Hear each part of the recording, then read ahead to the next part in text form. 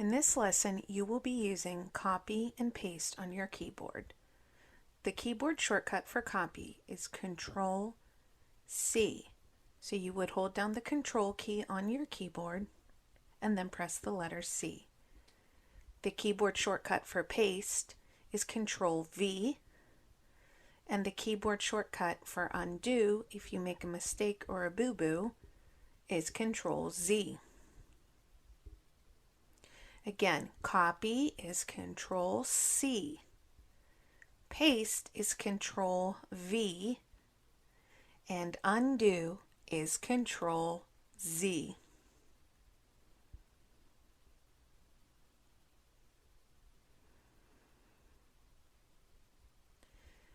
On your keyboard, it's easier to use two hands when you use the keyboard shortcuts.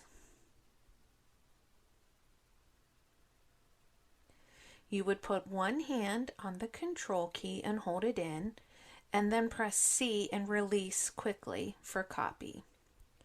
You have two control buttons on your keyboard. It doesn't matter which one you use, the one on the right or the one on the left. Just hold the control button first and then add the letter. Don't try to press the control key with the letter at the same exact time, or it won't work.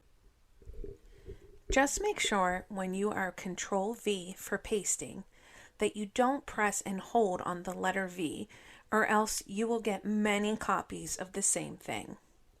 If that happens, just click on what you don't want and press Delete on your keyboard. It should be in the upper right area of your keyboard on your school laptop.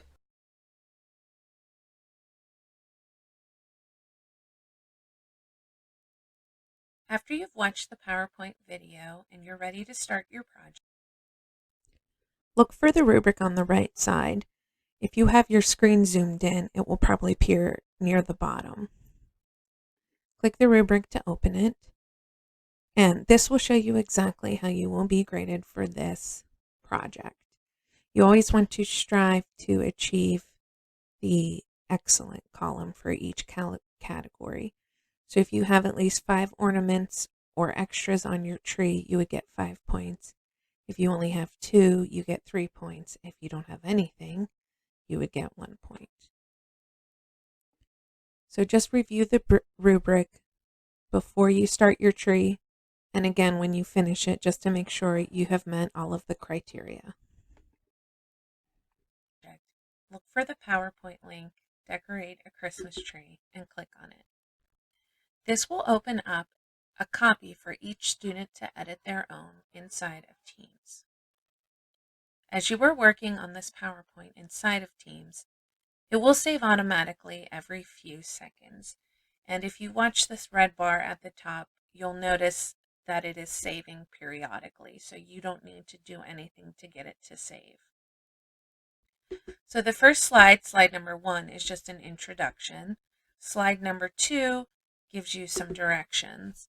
It says use copy, Control C, and paste, Control V, to decorate your Christmas tree on slide 3. Use undo, Control Z, if you make a mistake. So slide 3 is where you're actually going to be decorating your tree and typing to me about it. If you accidentally delete a slide, for example, I just accidentally deleted my slide, no worries. Remember, we have Control Z, which is undo, and that will bring the slide back to you. So anytime you make a mistake, just remember to Control Z. And slide 4 has bulbs you can copy and paste. Slide 5 has some extras, different types of decorations. Slide 6 has GIFs, which are animated, that you can use if you would like. And then slide 7 has some sound choices that you can add to your tree slide. And if you noticed here, it just says saved. And if I point to it, it says just now. Slide 8 is optional. So if you want to go above and beyond and challenge yourself, you can make some of your own ornaments with the Shapes tool. And slide number 8 explains how to do that. So once you are finish decorating your tree, you're going to type to me about your holiday traditions, a favorite memory, your best present, what you want this year, what you are thankful for, or something like that. And I would like you to include at least 4 sentences with proper spelling and grammar.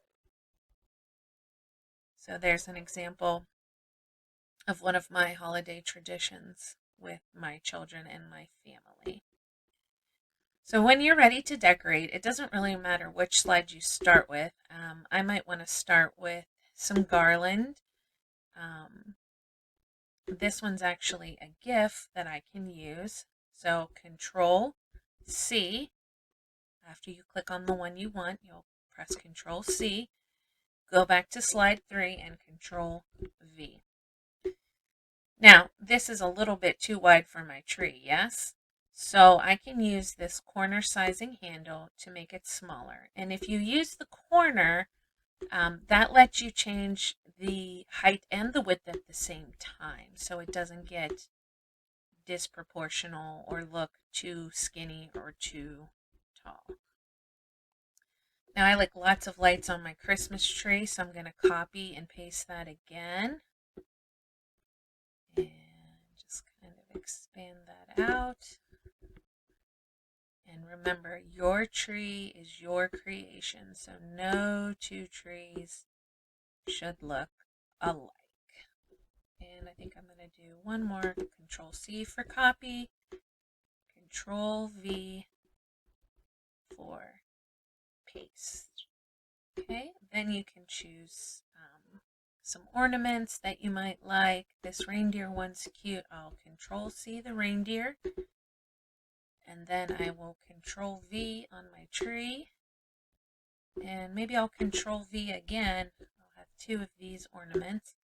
And then remember, if you think they are the wrong size, you can always make them whichever way you would like. To preview the sounds, you will need to put the PowerPoint into slideshow view by clicking on this icon at the bottom. It says slideshow when you hover over it. You can hover over each icon and click the play button to hear what that sounds like. So there's Christmas Vacation, Sleigh Bells, Santa, Sugar Plums, and We Wish You a Merry Christmas. When you have found the sound that you want to use, press Escape on your keyboard. It's in the upper left corner and says ESC. This will bring you back to your PowerPoint slide view. Then you can just simply Control C to copy and Control V to paste.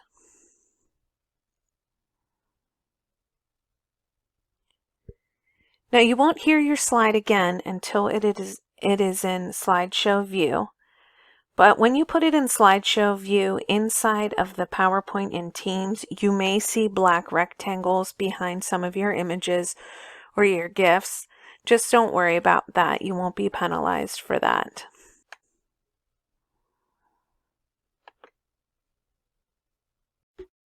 When you are satisfied with your Christmas tree decorating,